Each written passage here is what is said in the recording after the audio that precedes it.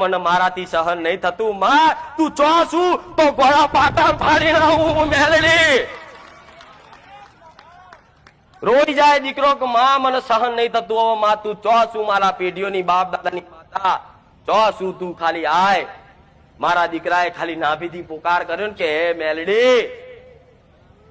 ત્રીજા પોકારે હું ધૂણવા આવી અને ધૂણવા આવી ધૂણીને બોલી કે દીકરા જા, આજથી તારું દુઃખ એ મારું દુઃખ, તારી તકલીફ એ મારી તકલીફ, તારા આહુડા એ મારા આહુડા. જગતમાં કદાચ મને નાભીથી પોકાર કર્યો હોય માં કરી અને તારા બાપ દાદાની કદાચ જાગૃત બની અને આટલી પેઢીએ જાગૃત થઈને આવી હોય તો મને ખાલી તારા ઘેર મને બેહાડ દે. આ દુનિયામાં જો તારા નોમનો ડંકો ના વગાડું ને તો હું મેલડી મટી જાઉં.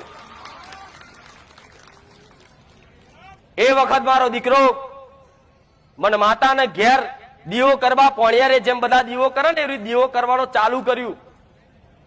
તો દુનિયા એવું કે અંદર ખોને માતા પૂજો ને તો કે છે કે આ ચોકથી સાધીને લાવ્યો છે, આ કોકની માતા લઈને આવ્યો છે. આવી દુનિયા મેણા મારે.